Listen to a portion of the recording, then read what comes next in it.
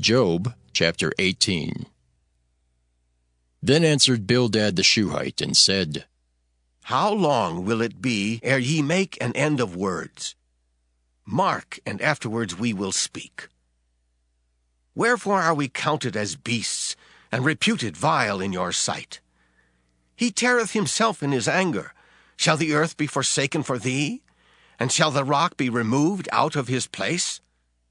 Yea, the light of the wicked shall be put out, and the spark of his fire shall not shine. The light shall be dark in his tabernacle, and his candle shall be put out with him.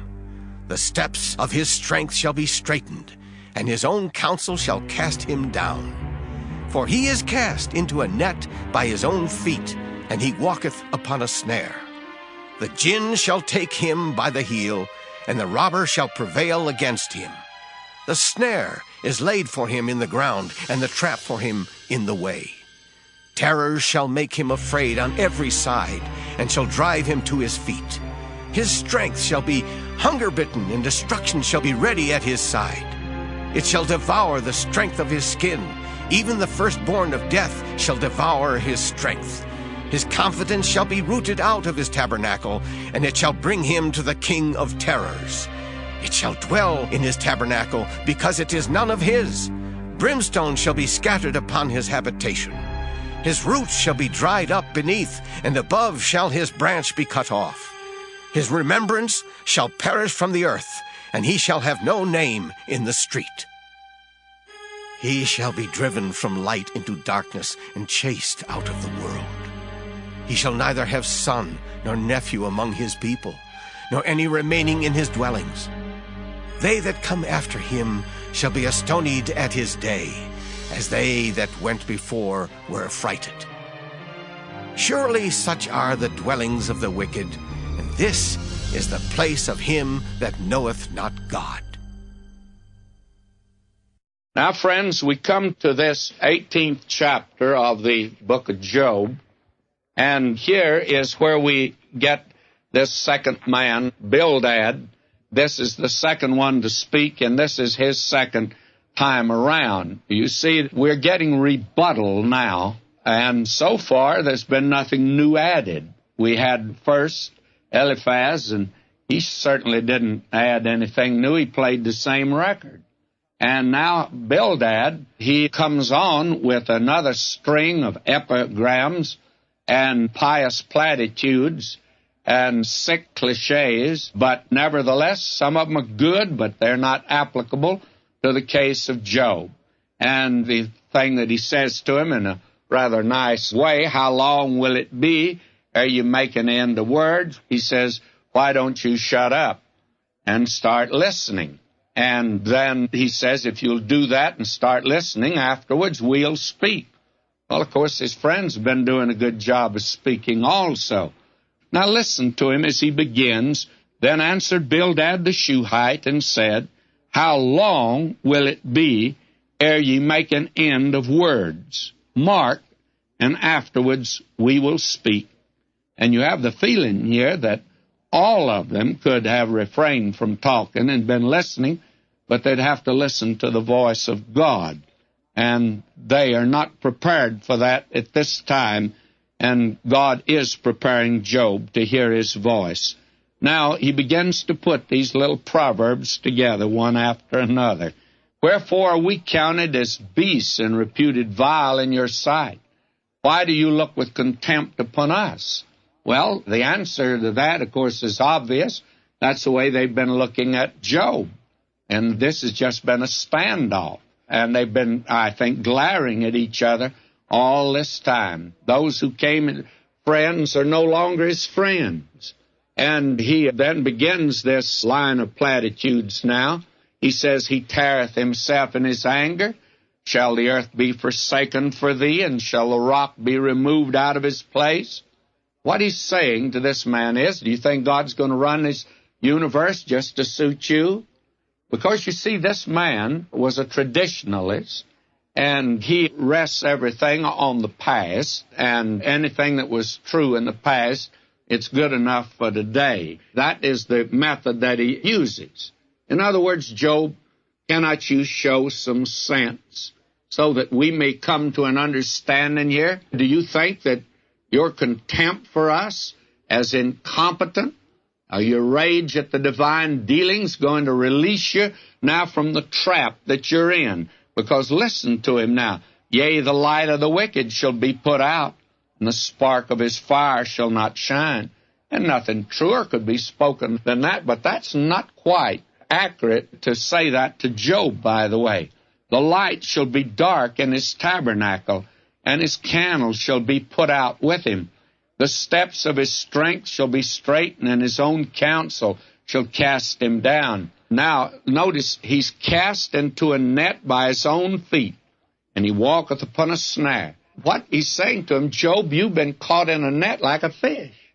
And it's not because we've done anything. We are supposed to be here to help you, and you don't listen to us. And you're in that position, and he comes back to the old charge that there's something in your life. You've just walked into a trap. And then he says in verse 9, the gin shall take him by the heel, and the robber shall prevail against him. The gin means the trap. The trap will take him. You've been caught like a bear in a trap because you've been fooling around with the bait, or you wouldn't have been caught.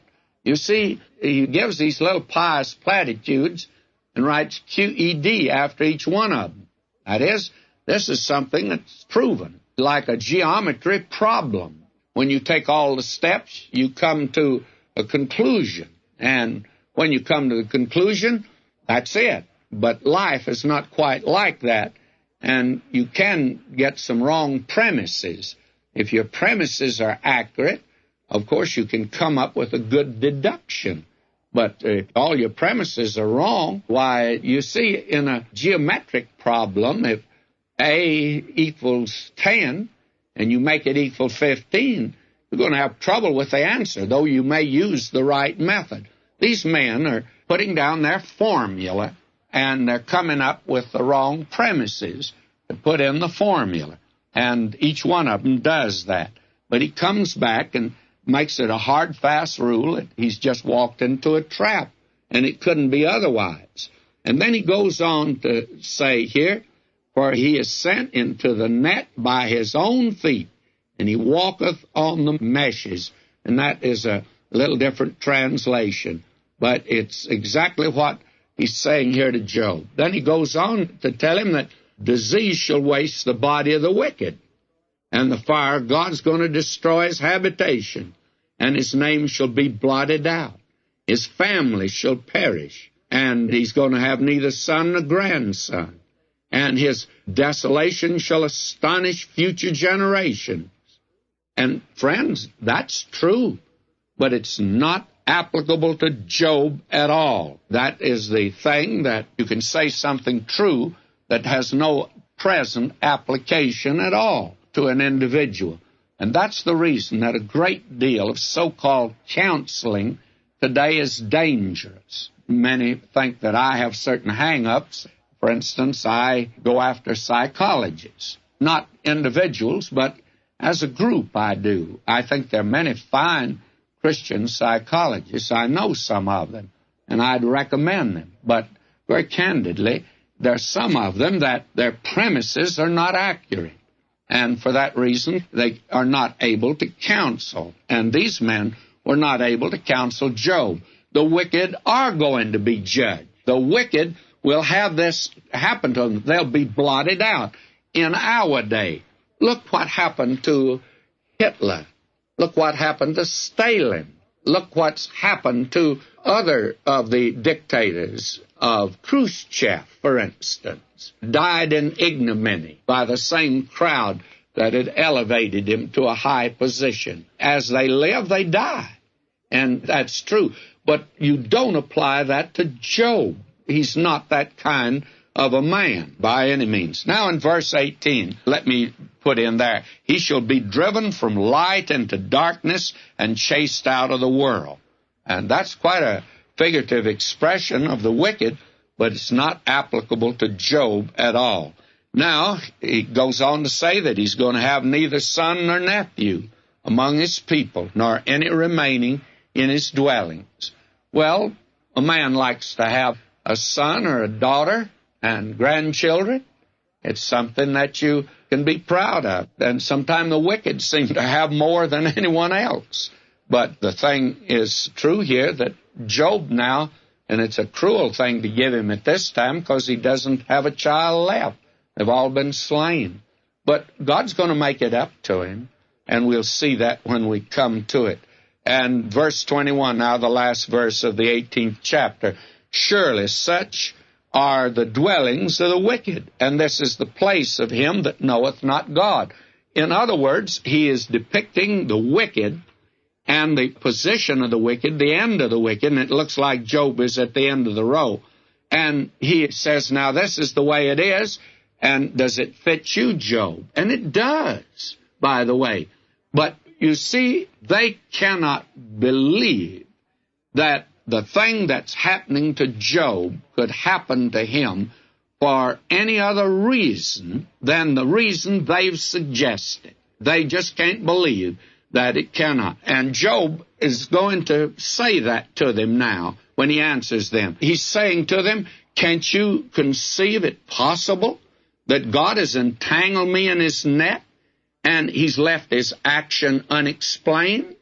That there must be an explanation for it, but your explanation may not be right. And then the mistake Job is beginning to make, as you can see, is this. He knows they are wrong, but their being wrong did not make him right. His attitude is wrong too here. He has a wrong conception of God also at this time, although light breaks in from time to time.